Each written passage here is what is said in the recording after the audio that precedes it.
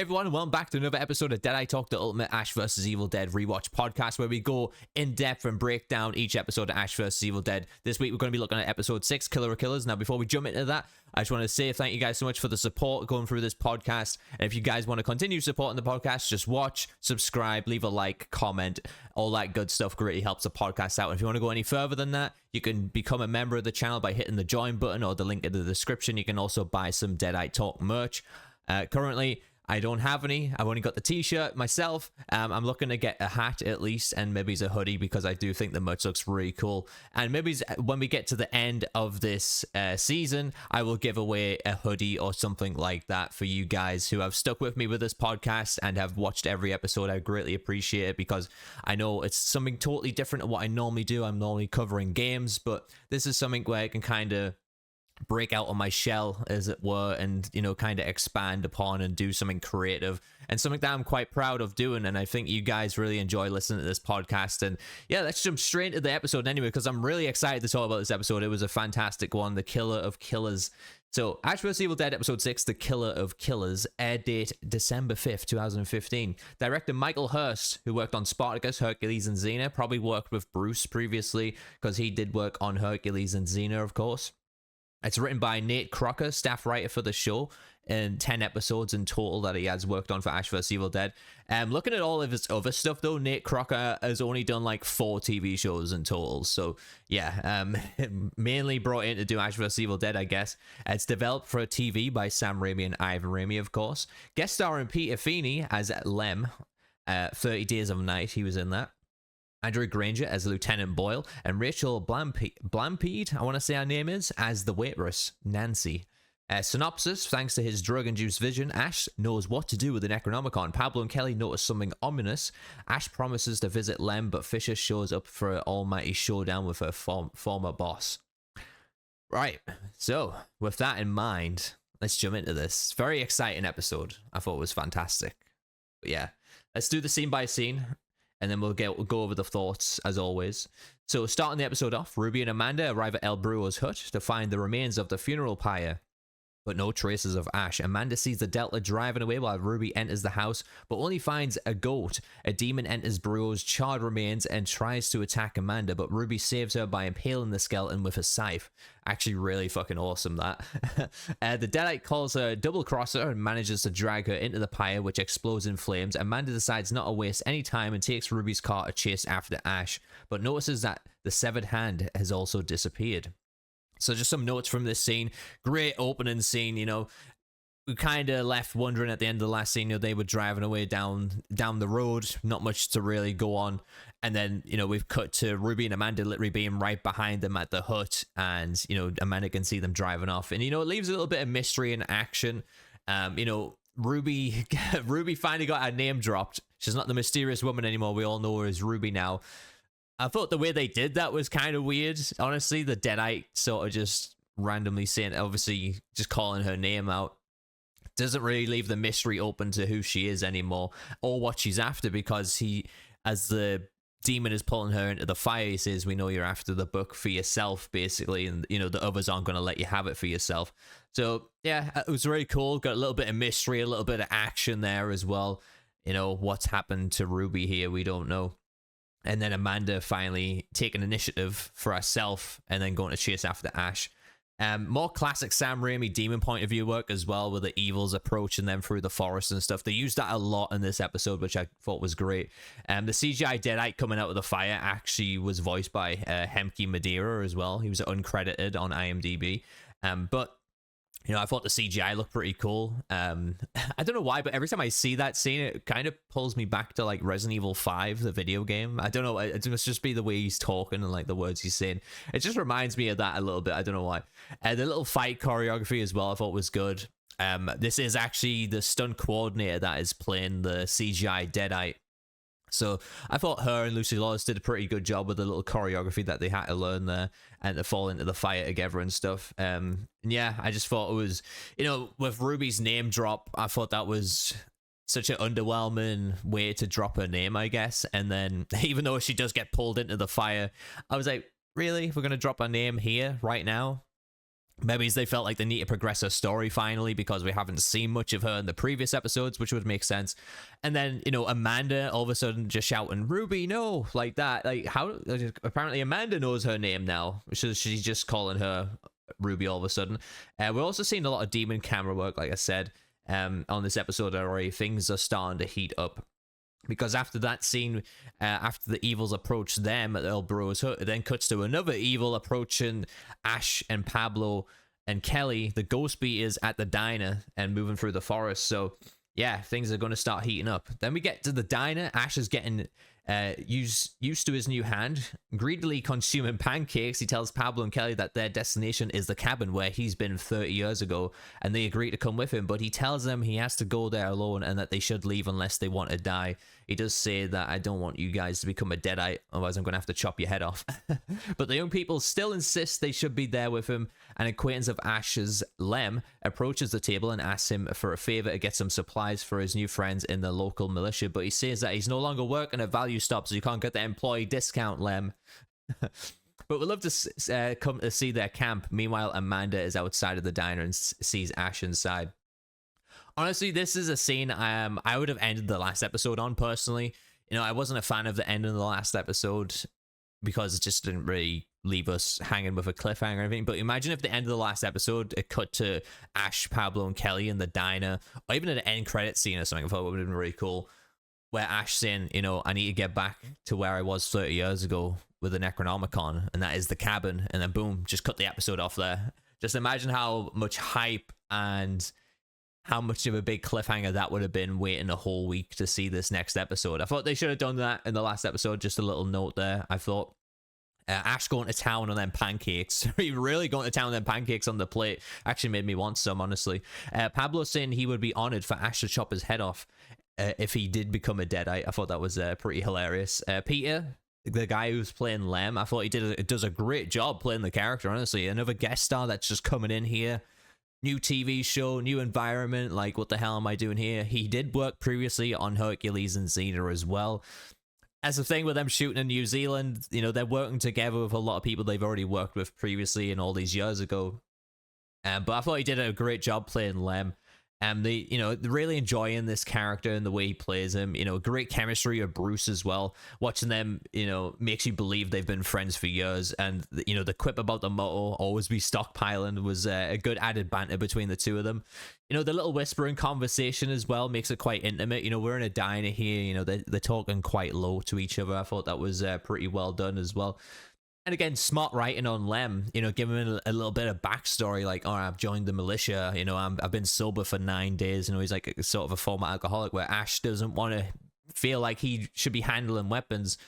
But then when he says, you know, he's joined the militia, Ash wants to go and, you know, go and see his camp so he can pick up some firepower to take to the cabin, pretty much. So it kind of leaves us is setting up the next episode already.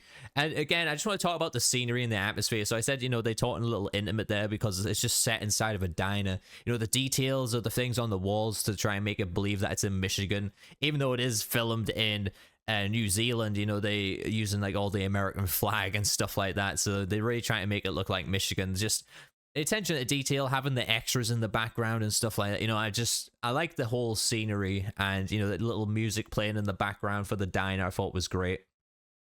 Moving on to the next scene, Pablo and Kelly have a talk where Pablo tells her that she was possessed. She tried to fuck him and kill him. You were like a praying mantis in full bone mode. He understands that killing part was not her, but the fucking part he was confused about. He asks if there was at least a part of Kelly that wanted it, but Ash interrupts them and says they need to go get guns from Lem's friends and that Pablo needs to remind Ash to gas up the chainsaw before they get to the cabin.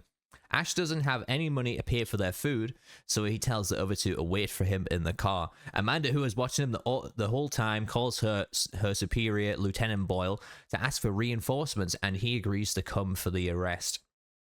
You know, just this, even though it's a dialogue scene, it's just so well done. The chemistry between all three of these guys is just so great.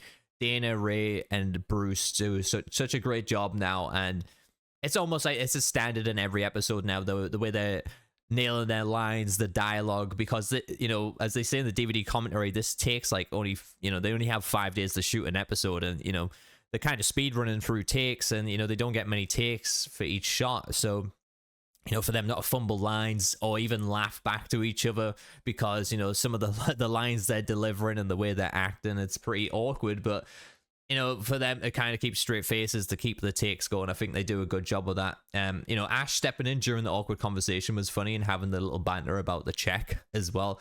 He said, "Don't worry, guys, I got the grub this round." And he says, that doesn't sound familiar. Trying to play dumb on that. More demon point of view that keeps building up the show. There's some shit about his, just seeing the demon still approaching out of the forest, giving us the build up of like something like big is about to go down at the end of this episode. We'll eventually get there, though. We'll eventually get there. There's a lot of heavy dialogue in this episode. It's a bit slow, but you kind of see why at the end. Pablo Oakley explains what happened to Kelly when she was possessed, but she says that it was wrong and that she has no romantic feelings towards him. Much to Pablo's frustration, his medallion reacts to something and thinks that it is the Necronomicon. As they open the trunk, the book is attracted to Pablo, who struggles to keep it away and manages to push it off. I thought the opening of this scene being back, where they're both sitting on the bed in the trailer, where in the last episode, the last scene they had together was, well, pretty much this, just them two alone. They were just sitting in the trailer, and Eligos was trying to kill Pablo. It was kind of cool and a nice way to transition how the two are right now from their previous scene to this scene. I thought that was really cool how they did that from the last episode and sort of bringing that back. The acting with the book as well, when it starts attacking him and he's trying to push it away, it's really believable, actually. I noticed that when I was watching it. I was like, wow, he's like really doing that to where it looks so realistic, like it's a magnetism thing, where obviously he's just holding a book that's not doing anything. So he does a good job of that. Then there's the little foreshadowing with the book as well, when it gets thrown across the room and it opens up the pages to a specific page about a knife and someone, having their face cut off and stuff. It kind of leans into something that you'll see later in the season, which is really cool and a nice way to do that. I just love the way this show continues to grow story arcs as well. These little story arcs about Pablo's necklace and, how he's going to be connected with the Necronomicon. I think they do a good job of that. At the diner, Ash tries to seduce the waitress to skip out on his check, but unfortunately for him, her husband is the cook. He still offers her to meet up in the men's bathroom and goes there to prepare. This is not, again, it's another funny one about him. I can string your racket. Like, having that old dialogue there in that scene was just hilarious, and it's classic Bruce just playing Ash. Like, he just does such a good job with it, and the dialogue is just hilarious throughout this entire episode. I think whoever wrote it, they did a good job of really bringing out Ash's comedy factor. Probably something that we needed after the last episode, because the last episode was pretty dark. El Brujo died, and killing Eligos. It was quite a dark episode, the last one. Kelly being possessed and everything like that. So they kind of lightened the mood up a little bit with this episode and made it, quite laughable and enjoyable, like a little comedy here, which is what I really appreciate. And yeah, just doing that with the dialogue with Ash was such a smart way to do that. The entire Ash speech about not being able to pay the check is hilarious. This episode has a very slow build up to its climax. Again, we're in this one area. Like this is just a downside to me as well. We're just in this one area this whole episode, and it just kind of waiting for something to happen for it all be tied up in the end. Again, this is just like every episode this season so far has been the same thing, where they're kind of going to that one location, and it's kind of the conundrum of the week, really. The problem of the week to solve. It's just weird. It's very, I wouldn't say Scooby-Doo, but it's just one of those things where it feels very episodic. Like each individual episode is like a little mini movie of Evil Dead, which is a good thing, but it's also a bad thing as well for the overall story of the first season. But things are starting to pick up at least, which is good. And yeah, I started getting a bit tired of just having this friends at this place sort of mentality each episode with this.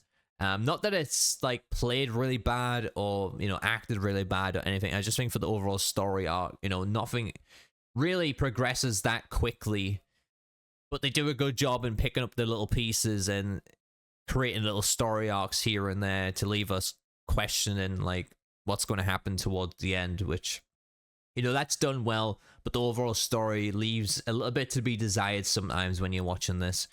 Kelly and Pablo talk about destroying the book. Kelly says that Ash tried to, but no dice. Pablo tries to come up with a creative ways to destroy the book. Kelly tells him that they can't because they need the book to get rid of the Deadites. Pablo believes Kelly wants the Deadites to keep coming around so she can show up to kill, so more show up for her to kill, sorry, to get payback. Pablo quotes Yoda and saying, beware of the revenge. It is a path that will consume you. Kelly reassures Pablo that they will be dead way before then, and anyways. Not much to take from this scene, honestly, just some more well-written dialogue and acting. And again, a little quote to Star Wars there, which I thought was pretty cool. And they actually call it out in the show as well. Ash heads to the men's room with some crushed sweets in water to smell nice. I didn't get this, so over here, they kind of look like sarsaparilla tablets, which are quite nice, actually. But I don't know if they were meant to be like little peppermint sweets or something, where he crushes them, he puts them in the water, and he starts to rub them on. It's like, I don't know, I just thought it was a bit funny, like a sort of a makeshift deodorant. He's about to think the waitresses just came in for a big tip, when in fact it is Amanda. She proceeds to place Ash under arrest while the kid in the bathroom hears it all going down. The two scuffle. Ash tries to defend himself, saying he's not a killer, and gains the upper hand on Amanda. Ash gets distracted by her cleavage and wondering if she's wearing any lavender. This gives Amanda the upper hand and throws Ash into the urinal and arrests him. Notes, honestly, this is such a really cool scene. You know, I have a favorite scene in this, and, you know, I did take this one into consideration because I just love the way both of them act and the way they do the fight and the choreography. It's sort of like a little flirty, a little sensual, I guess, while they're also being very serious with their fight. And, you know, Ash, you know, even though he's getting arrested, he's still seeing the funny side about it, and he's got so much innuendo to give in this scene. It's just absolutely hilarious. And, you know, scenes like this just make you love Ash as a character even more. You know, you get a big laugh from him in some of the sections where he's like, easy on the strike zone there, you know, just having things like that is some nice little dialogue pieces, again, that just make you laugh at the character. His reaction to the lavender and Amanda feeling him for weapons, it's very comical. Love it, and this is one of the funniest scenes so far on the show, honestly. I believe it is as well. Like, it's just a mid-fight, and he just stops, and he's just going, lavender. Absolutely love it. Suddenly the dark forces close in on the diner, and Ash tells the cops he's the only one who knows how to fight those things.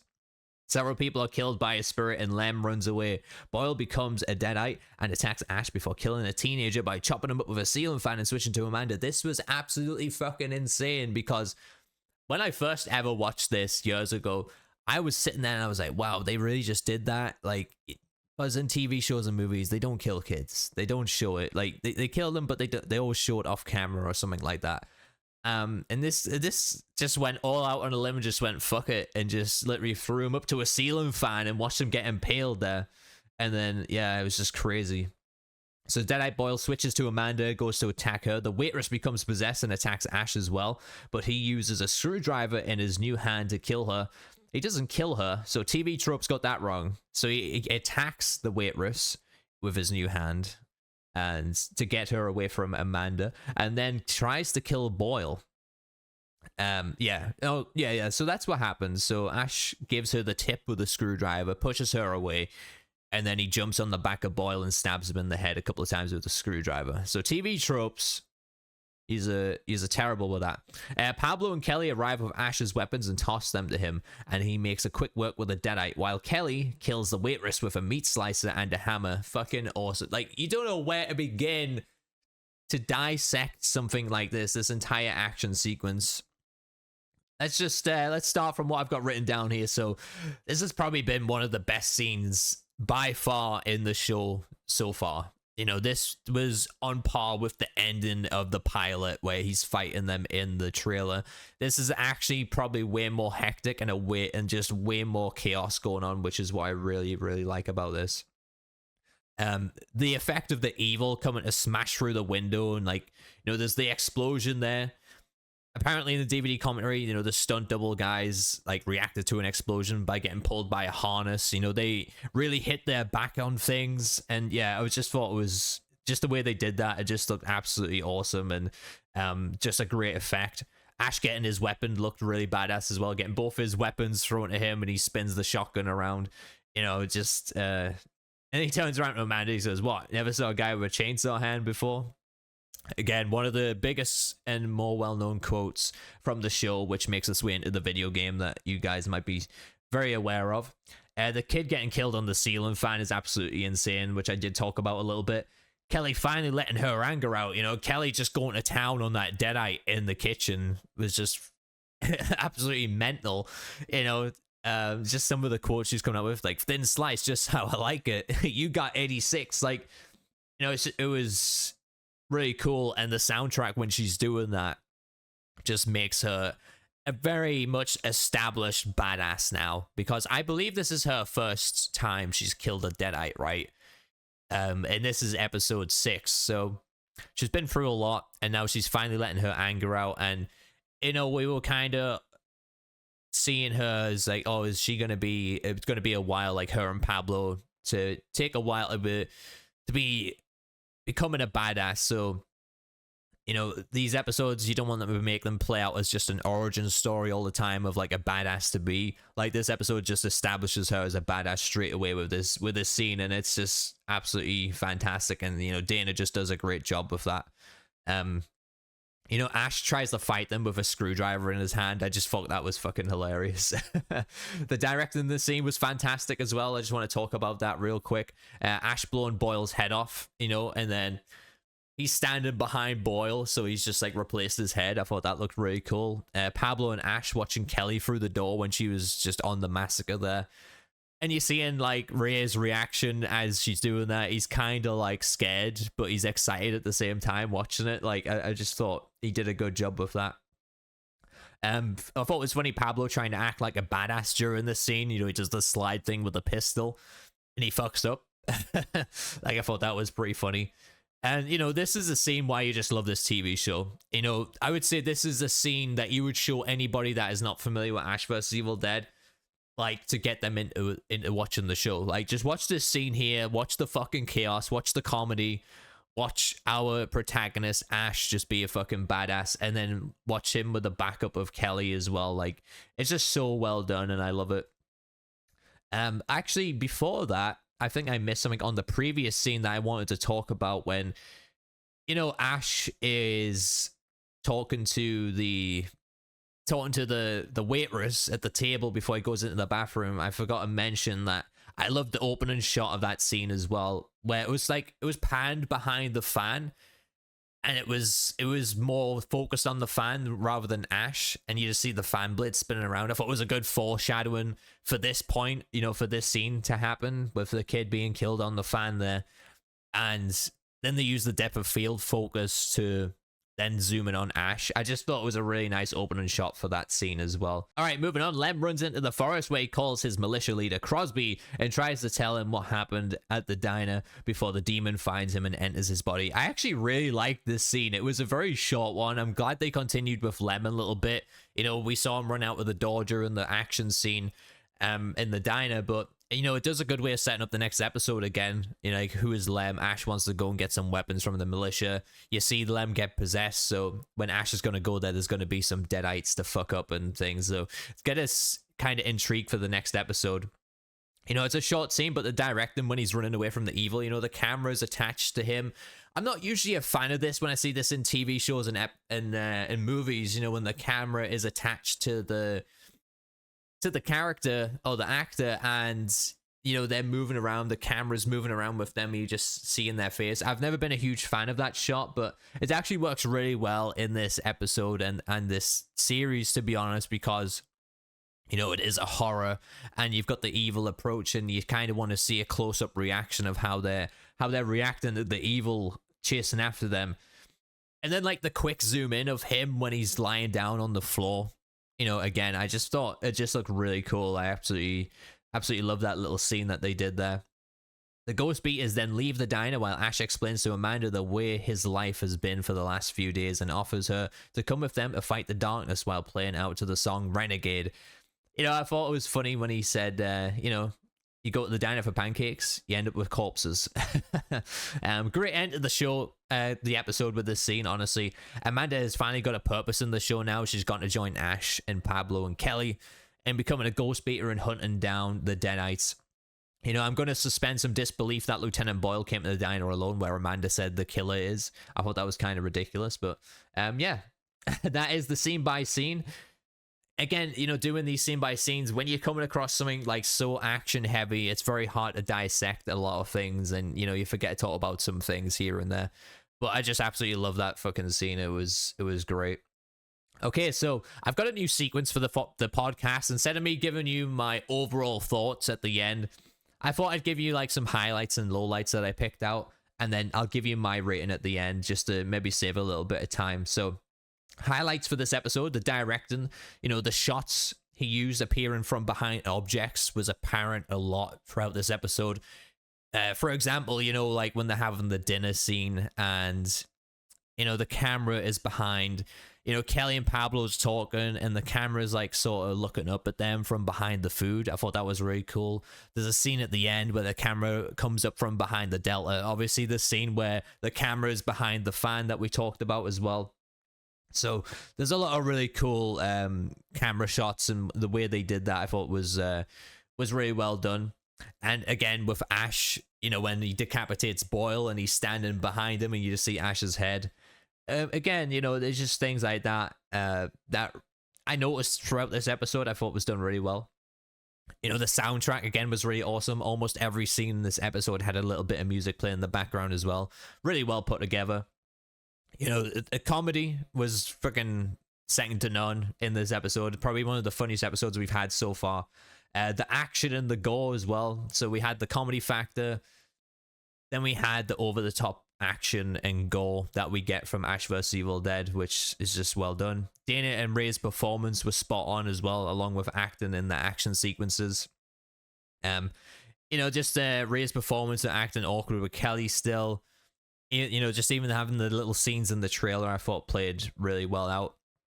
The guest stars shine again. Honestly, the girl who played the waitress, the guy who played Lem, and the dude that plays Lieutenant Boyle, you know, I think he was really underused in this season. I would have liked to see more about him and Amanda and the police, like hunting down Ash and stuff. Maybe it's because it's played out for 30 minutes. You wouldn't want to see too much pad in there. I know when I'm watching a TV show, sometimes I want to see some side story like that. Not something to drag it out, but, you know, to kind of build a bit more emotion behind these characters and a bit more motive to how they're acting. And yeah, it was a shame that he kind of got cut short, because I thought he portrayed Lieutenant Boyle really well, chasing after Ash and stuff. Like I said, I wish there was more scenes with him and him becoming a Deadite. I thought he acted as a Deadite really well. And just one thing about that real quick is, even when he becomes a Deadite, he kind of changes and he's just acting as a Deadite really well. We never really talk about this much in these episodes. In this podcast is like the makeup job on the Deadites, the practical effects, you know, when Ash chainsaws his stomach and, you know, his guts are coming out and stuff. Like, it's so well done with the practical effects on the makeup and that. It's just it's something that you can't overlook, because other TV shows, they would use CGI, it wouldn't look so fucking good. Like, even in like other Evil Dead stuff, and particularly like the recent movies, They went a lot with the CGI as well over practical effects too, and it's a shame because, you know, I think practical effects, even though they're obviously more expensive, they're more time consuming, you get a way better effect than just some CGI nonsense, and I think they just do a really good job in this show to do that. But yeah, just the performance of the guest stars is just fantastic, and just seeing him as a Deadite, even the dialogue, even the Deadite having some witty dialogue there. Oh, a new member for my fan club. Like, it's fucking hilarious. The lowlights for this episode, though, you know, Ruby's name drop was weak, I thought. I was expecting something a lot better for when they drop her name. And Amanda knowing it all of a sudden, I thought it was a bit weird. You know, it's a little bit slow to get the ball rolling, and again, it's another episode set in in like just one location with the ghost beaters and trying to tying it up at the end, giving it a conundrum of the week feel, like I said earlier. This is what I had a bit of an issue with as well. The lieutenant heading to the diner solo when he knows there's a killer there they've been searching for. Like, he's not taking backup. You know, Amanda calls him. Oh, you know, I found the guy that's responsible of all these murders. All right, I'm coming over there. But he just turns up by himself. It's a little strange. But yeah, those are the highlights and the lowlights of this episode. Like I said, the soundtrack was great and all the other things. Absolutely loved it. Now, moving on to the interesting things to note section. DVD commentary. Ray and Dana and Jill did this. No Bruce in the DVD commentary. However, there's still quite a lot to talk about what they said. So Jill said, Jill, by the way, plays Amanda, in case you guys don't know. Jill said it was the weirdest audition she's ever done to get a role. She was apparently told that it was a comedy and was wondering how it was since Amanda isn't funny at all in the first episode, and shooting the house scene had her concerned but ended up being one of the most things she's ever done as well. Jill taught Dana and Ray how to hold the guns correctly because she didn't know how to do it, and she got some firearm training, and she saw Dana and Ray holding them. Like, she knows the characters are supposed to not know how to hold firearms correctly, but Jill thought that Dana and Ray needed a little bit of safety for it, because safety first. Jill fired real blanks during the opening scene of this episode when she's shooting the El Brujo Deadite. Bruce was actually eating during the dinner scene as well. They weren't real pancakes, though. They were made out of buckwheat, I believe is what they said. Buckwheat or buckweed, I don't know. But they weren't actually real pancakes. Dana wanted real pancakes, but they said they wouldn't give her real pancakes because she'll end up just feeling sick because of all the takes that they do. You just be eating a lot of pancakes. Bruce was actually using olive oil instead of syrup on his pancakes as well. Dana said it was a choice behind the scenes to have so much dialogue in this episode to cool things down from the previous episode, and having a breather to drag it out in order to have the epic end action sequence to blow everybody away. I think they did a great job with that. Even though it was maybe a bit too dialogue heavy, but it was still pretty good. Ray said he felt trapped during the food eating scene with Kelly because he was using his left hand to eat and kept hitting Dana on her elbow, which made him look and feel so awkward. But it worked well for the scene and the dialogue they were discussing in anyways, so they kept it in. Dana says they shoot each episode over 5 days, 3 shoots and pickups after, so they don't get many takes to actually shoot the show. Ray improvised calling Kelly a praying mantis as well. The outside the diner was a real place, but the inside was just a set that they created. Originally, when Pablo was sitting on the chest where the Necronomicon was, they were supposed to have it prop up and down when he was sitting there. Dana thought they used it in the episode, but it turns out they used it as they used a reshoot instead. When the Necronomicon jumps out, it's actually filmed in reverse of Ray throwing it into the trunk. I thought that was pretty cool. And it was actually really well done as well when you watch it back. But yeah, it's just done in reverse, so it's just him throwing it in the trunk, and then in editing they just reverse it, so it looks like it's jumping out at him. Dana and Jill joke about Bruce and Ash. Dana and Jill joke about Bruce/Ash delivering the sweet talk lines in the show, and that it's some kind of voodoo where he's not really talking any sense, but he gives you a tingle. Also that he's smooth but with a jagged edge. Dana loves the leather jacket, all being handmade and dyed, so her purple leather jacket is actually quite iconic. Ray said it's like her iconic look to match Ash's blue shirt. Jill actually threw Bruce into the wall of the bathroom. That's what she said. I don't know if that's true or not, but that's what she said. The stunt coordinator, Dana Grant, sorry. So there's a stunt coordinator called Dana Grant, not to be mixed up with Dana DeLorenzo, who plays Kelly. Dana Grant said, Dana Grant was the one who walked out with a fire at the start of the episode as Deadite Brujo. Her son was also in this episode as the kid who gets killed on the fan, which I thought was interesting. Ray jokingly didn't want to talk about where he had to throw the chainsaw and Kelly throws the boomstick. He said he throws like a girl and she throws the boomstick great because it was a real shotgun and a real chainsaw, so they didn't like throwing those. Dana improvises the thin slice line as well. At the end of the meat hammer scene, you hear Kelly shout "fuck." That was actually Dana saying that because she was hitting that head so much with the hammer that it broke, and she actually goes to pick up the block of the hammer and continues to beat the head, but they cut it out. IMDb trivia. At one point, Pablo mentions that Ash said he tried burning the book once to destroy it. This is a reference to the climax of The Evil Dead 1981, which involves Ash burning the book to defeat the evil. When asked where they live, Lower Peninsula, I want to say Peninsula of Michigan. I hope I'm saying that right. Residents may hold up their right palm and point to a spot on it to indicate the location. This is how Lem showed Ash where the militia was located. I didn't catch that. I don't know if that's true. Some references in this episode. It references Star Wars, of course. It references RoboCop and Silence of the Lamb. The Silence of the Lambs is when Ash is in the bathroom and says, "I do me." All right, so there's a lot of interesting things there. I really enjoyed listening to the DVD commentary on this one. It was a bit disappointing we didn't get to hear Bruce in this DVD commentary, because I'm pretty sure he would have had a lot of share about the action sequence and stuff and eating the pancakes and whatnot. But yeah, it was just Jill, Dana, and Ray. But I think they did a good job of sharing some thoughts and some behind the scene things for the episode. Speaking of thoughts, let's move on to your thoughts. So now we have a little thing here where I'm doing a giveaway at the end for the TCM Content Pass. I've got my hat here, and you know, there's only 4 of yous in here. There's only 4 because Mr. Swash didn't give me his review in time.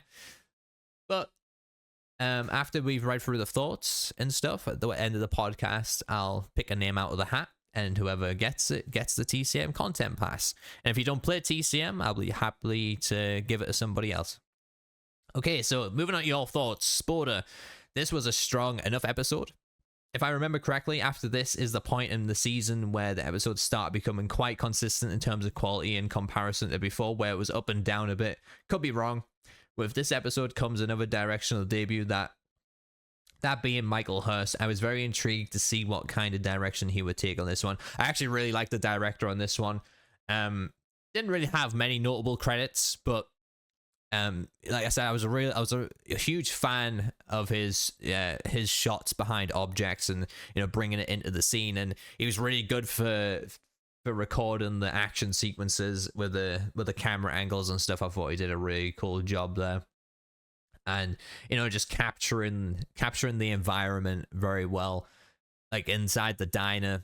You know, obviously they don't have a lot of room to shoot inside of there, despite it just being a set, but you know, they do some really cool shots, like when Amanda is attacking Ash in the bathroom, he's got like the camera on the sink, so it's sort of like we're watching him through the mirror. I thought it looked really cool doing stuff like that. As in terms of you saying that, you know, the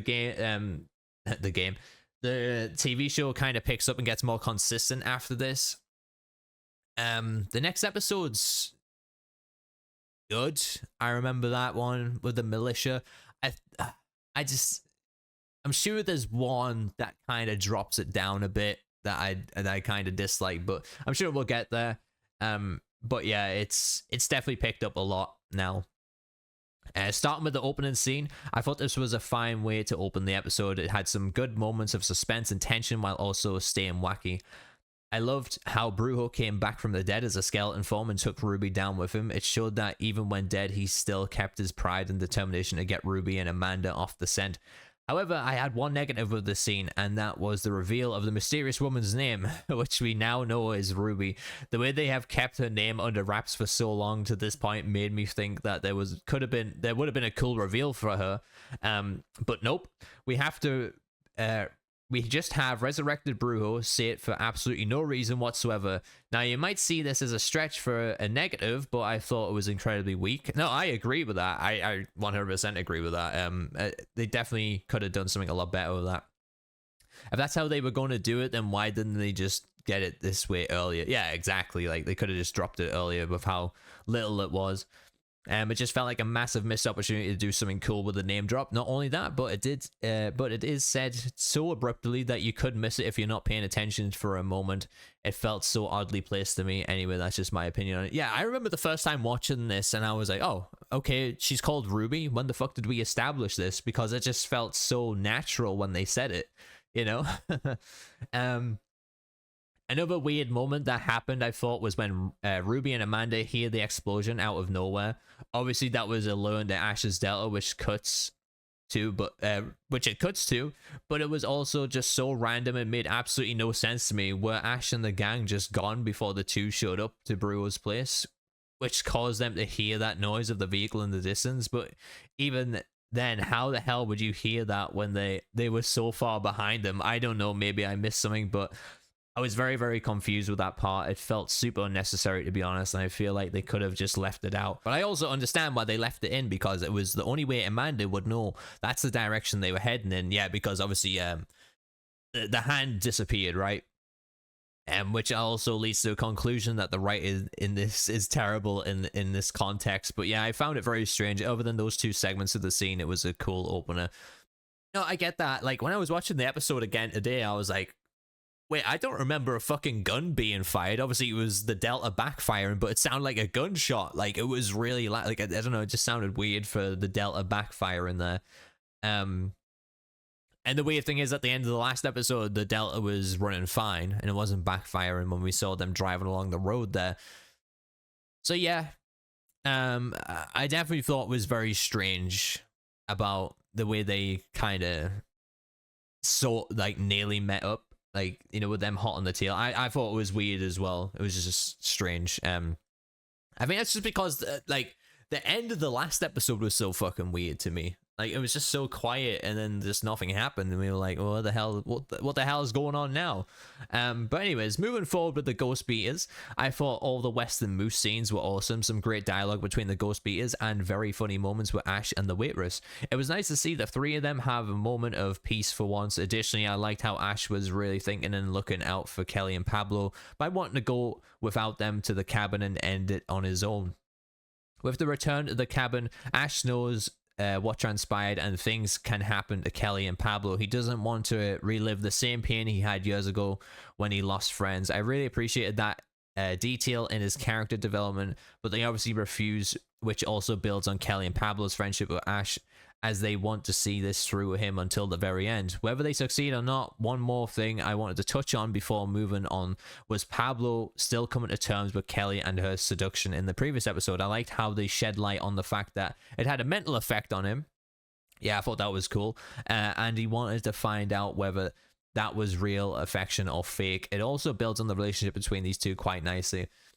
Yeah, you know, it's kind of like a little romance side of things, because, you know, in every show and like movie, you know, you always have the romance side, you got the action side, you got the horror side, the comedy side, all that stuff. And I suppose just having that little development between Kelly and Pablo there is kind of nice to have in this episode.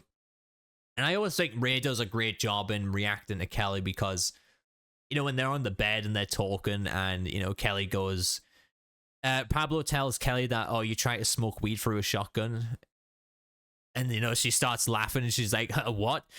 And they both say the same, like, they both say different things at the same time, where Pablo says, oh, that's crazy, but Kelly says that's fucking awesome. And he slowly just switches to what he means, and he goes, oh yeah, that is awesome. Like, you know, it's just little things like that that develop some chemistry with the two characters very well. And, you know, kind of, and this is why I like Ray's performance a lot, is he acts really awkward with her, and, you know, he's always trying to impress her, I guess is the best way to say it, and he goes on like an idiot and trying to do that, but he just does such a good job in making you believe that. Moving to the big fight of the episode, it starts with a little fight with Amanda and Ash in the bathroom, which was funny. It was hilarious when Ash lost control for a moment looking at that lever and resulting in him falling into a whole load of piss, pure gold. Skipping ahead a bit, my favorite shot in this whole episode happens when the evil busts through the window of the Western Moose, and we get a wide slow motion shot of everyone flying in the air and getting killed by the craziest objects. Oh yeah, I thought that scene was fucking insane, you know, with the girl getting her head impaled by the ice skates, and I pointed it out as well, just seeing the glass and the, you know, the particles of the explosion and everyone going in slow motion. It was just such a good scene. You know, you see a superb work from her. Something that caught me off guard, however, was the kid who got killed in this scene. I was shocked that he got killed first of all, but even more impressed that they went against the conventional theme, that being kids are always saved and escape no matter what. That conventional trope is used so much, and it makes sense why obviously it's not normal or needed to see kids being killed. But I admired that Hearst and the writers decided to go against that convention and show that nobody is safe from this evil. It was a ballsy move, but an effective one. Yeah, I agree with that as well. Like, it was so, like, you know, you're watching it and you get that surprise factor of like, oh shit, like they really fucking did that. But yeah, I have to agree, like, all the scenes in the Western Moose were good, and yeah, superb work from the director, especially with the opening to the action sequence of the explosion and stuff. And before getting into the segment, I just wanted to dust off my last negative of this episode. That being how dumb the writing is again for Amanda in this scene. You would think logically that after seeing a lot of this evil, she confident in her ability, and hell, we've seen this already. But in this scene, it feels like a step back. Why? She literally sits in the corner on the ground, terrified of the whole scene. The first ever scene of her in the show is fighting a Deadite, for Christ's sake, while all of a sudden she's so scared she gets shot off to save Ash, but after that she is completely useless here. Absolutely baffling how wishy-washy this character is. I'm so over it. I never really thought about that too much, but I think they did it to have her as a sort of damsel in distress of like, you know, I've been chasing after Ash all season, you know, in all these episodes she's been chasing after him, you know, she's almost had him a couple of times, and you know, she's like, yeah, she's killed some Deadites in the opening scene. She killed Carson, obviously.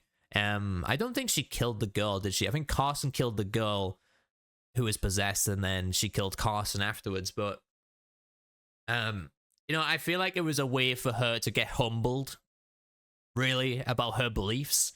You know, she really believed that Ash was behind all of this, and you know, just kind of having her shoot him, and then, you know, the gun doesn't work, or she loses the gun, it gets knocked out of her hand. I can't remember exactly what happened in the fight scene.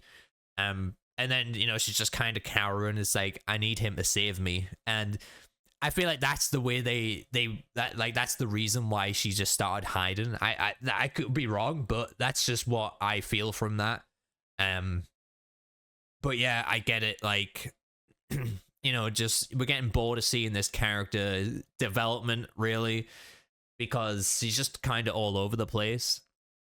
But just going it by this episode, and what it makes you believe is that she's lying there. She knows she was wrong. Now she needs Ash to save her, and that way, you know, she can get humbled basically, and to prove her wrong finally. But yeah, I'm quite over it as well. But that's just how I seen her in this episode, at least. Other than that, though, the fight overall against the Deadites was simply badass. Seeing Ash, Pablo, and Kelly kick ass was glorious. I love Pablo's slide along the floor, and he fucks up with that. Even more so with the song playing in the background. Not sure what it's called, as I'm unfamiliar with it, but it was perfectly used. My favorite scene in this episode was Kelly using the meat hammer, beating the living hell out of that Deadite. And that medium shot of Ash and Pablo just looking through the door and awe and excitement was the cherry on the top. Yeah, I agree. I fucking love that bit. Brilliant. After the fight, Ash and the gang recruit Amanda to join them, and the episode ends on the song Renegade by Styx. An excellent choice, may I add, is the following lyrics correlate so well to this moment. The jig is up, the news is out, they finally found me, the renegade who had it made, retrieved for a bounty. Never more to go astray. This will be the end today of the wanted man. I picked that up as well. I actually thought that was really well done. Tied in well with the whole Amanda and Ash story arc that was going on. But yeah, I the soundtrack on this season, in this entire series, is just so fucking good. It's one of those Spotify playlists that you can just listen to and jam out to, because every song they choose is great. There was 4 songs in total on this episode. One of them was All My Exes Live in Texas, which you might be familiar from. You've heard that from freaking San Andreas and all that stuff. There was an Alice Cooper song as well, which might be the one they used in the fight scene. I could be wrong. All 4 of them are on IMDb, so you can go check them out if you are interested in what the song is from the fight scene. The jig is up and the news is out. References that Amanda now knows Ash is not the man behind the evil. While she finally found him, thinking she claimed victory, hence the renegade who has made it retrieve for a bounty. However, there's nothing else to go off regarding Ash being the suspect, and today marks the end of him as the wanted man. Honestly, this was so beautiful incorporated, and it definitely my favorite use of a song so far in terms of the narrative. Yeah, me too. Like, I thought it was really good. I don't normally pay too much attention with the songs, but this one stood out to me a lot compared to other episodes. And like I said, last episode, I don't really think we had a soundtrack, but in previous ones, I don't know, like, this is really good. But I fucking love space trucking. Like, space trucking's so good. When they open up the show with space trucking, I like it. The Free Your Mind one was good as well. The end of the Eligos episode, when Ash goes on his little trip, I kind of like that one.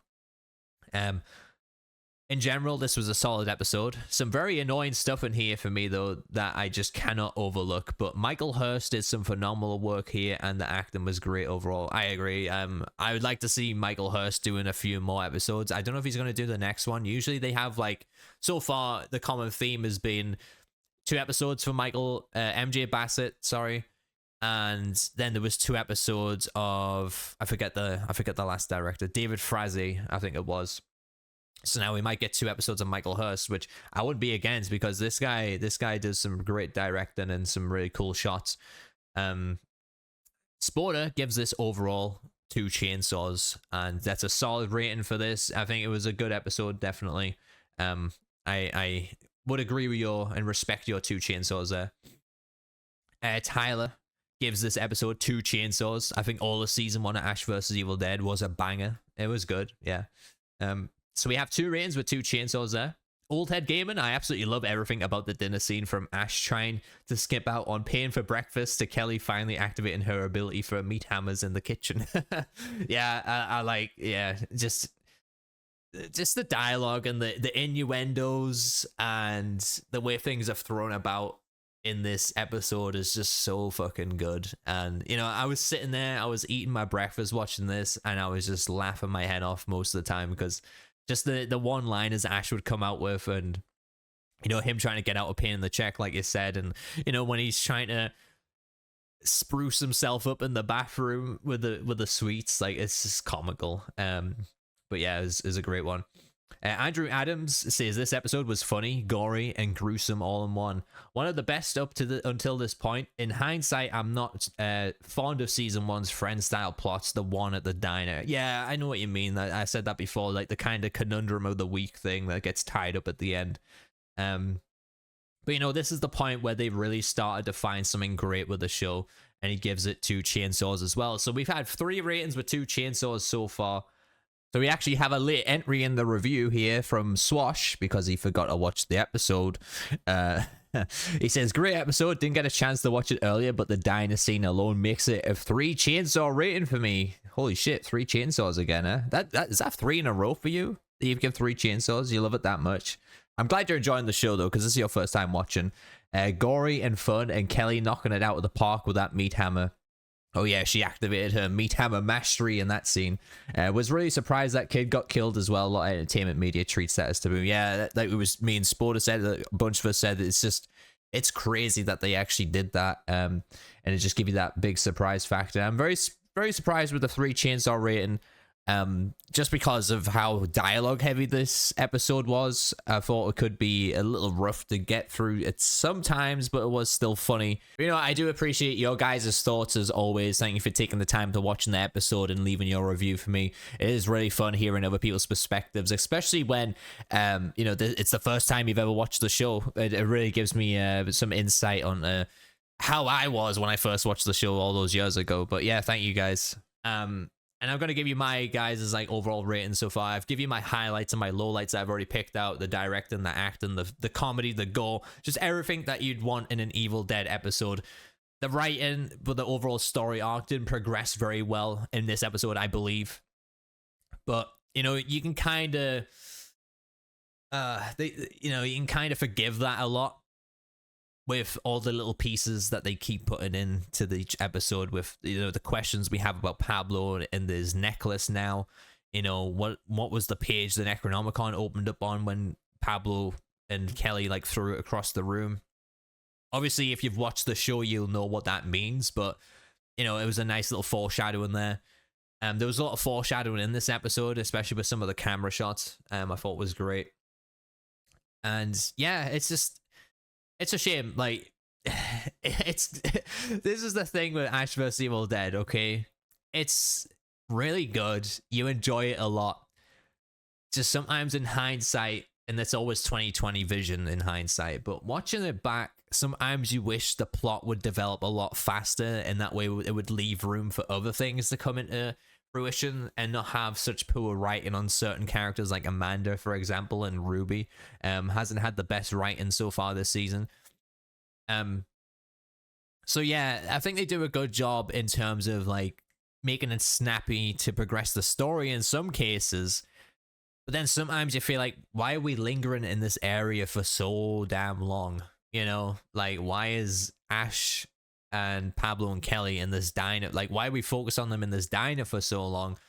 Sure, it all comes at the end where Amanda finally gets humbled. That was the whole purpose of the episode, really, was her to join them and establish that, we're setting up the next episode with Lem and the militia to go get some weapons, to go to the cabin and all that stuff. So it was really here to establish the next episode and the future episodes, more than it focusing on itself a lot, really. And that just happens a lot in this series, but that's just the thing with Ash vs. Evil Dead. I think, in my opinion, anyways, that just the overall story arcs play out a little bit too slow, especially this season. I think it picks up a bit better in season 2, and then season 3's whatever.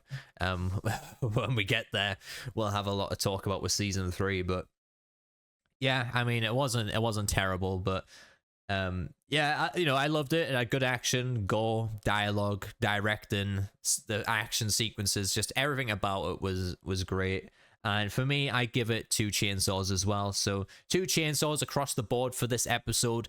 Obviously a great episode. Definitely one that you would probably show somebody if they weren't familiar with Evil Dead, and being like, all right, watch Ash vs. Evil Dead. And that's another cool thing as well, is they pay little hints to the earlier movies as well, like we said before, about Ash trying to burn the Necronomicon at the end of the Evil Dead first movie. So they still have the little hints to the past there. And like Sporter pointed out, the past of him going to the cabin, and when he goes to the cabin with friends, they usually become possessed and he has to chop the head off. And it's just things like that pay homage to the earlier stuff that's happened in Ash, as well as how he's developed and coped with that now as an older character, that he doesn't want that to happen to his friends. And it's subtle hints like that, which I think was good and well done. But yeah, I still feel like watching this episode, it left me desiring a bit more from the TV show, and I would like to have seen things progress a little bit quicker. However, 2 chainsaws, I still thought it was a really great episode for what it did have in it. This episode so far, so we're going to look at the Ash blood splatter count. So we have 1 for Ash. Ash got covered in blood during the fight scene. The overall blood splatter count for the entire series now is at 4. And Deadite kill count so far is at 13. Deadite Brujo burns with Ruby.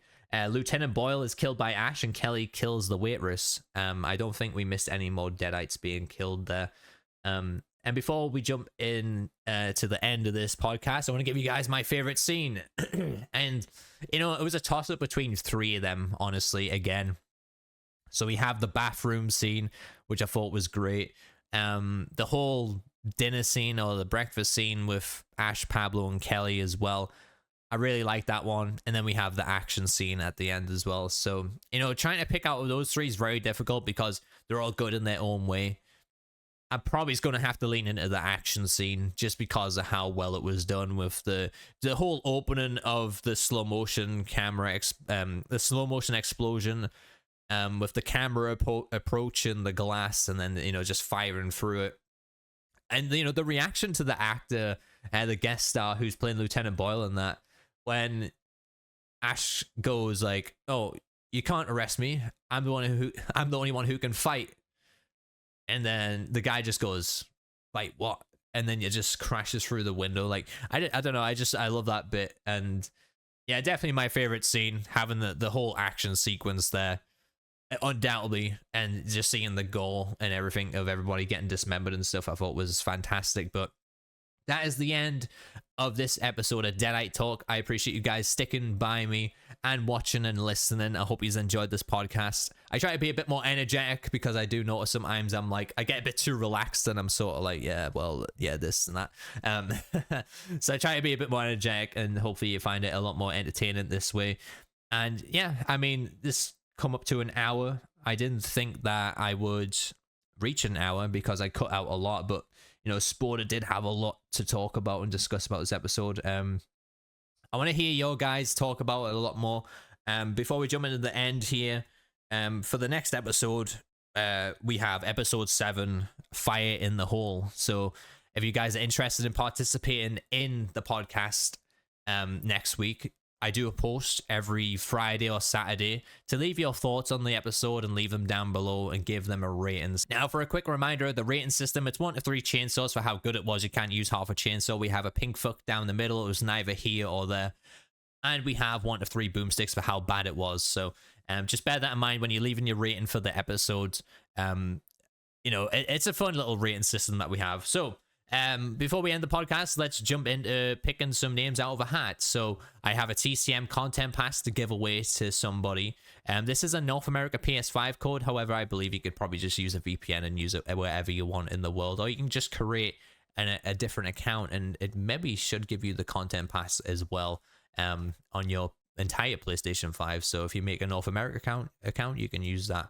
But yeah, I've only got 4 names in the hat. I'm gonna give it a little shake. Give it a little shake. I'm going to close my eyes as well. I'm going to move it around a little bit. All right. Who we got? Oh, Old Head. Old Head. Mr. Old Head gets a TCM content pass. All right. I'll be sending that over to Old Head. So sorry, Sporter, Tyler, and Andrew, but you guys missed out on the TCM content pass. Fucking cry about it. Anyways, thank you guys so much for listening and watching the podcast. I really enjoyed doing this week's. You know, I was sitting there watching the episode. I was like, man, I want to do my podcast already. Like, it just got me so excited because I fucking love the ending, and it gave me goosebumps. And I was just like, man, I want to fucking do this. I want to do this podcast today. It was great. Again, if you guys enjoyed the podcast, leave a like, hit the subscribe button for more horror content on this channel. I stream Texas Chainsaw Massacre, I stream Killer Clowns, I stream Evil Dead the game. I do so much horror stuff on this channel right now. Whether or not that's going to last, that's another question, but we'll see. We're taking it day by day, one day at a time, and just see where things go from here, which I'm interested. Honestly, it's going to be an exciting time in the next few months for this channel and where we're going to go with it. But what you can count on is that I will be doing this every week, every Monday. And if you guys want to get involved, like I said, leave a comment below this video, or wait for my community post, or DM me on Discord. Join the Discord down below. The link is in the description there. We have a fun time in the Discord.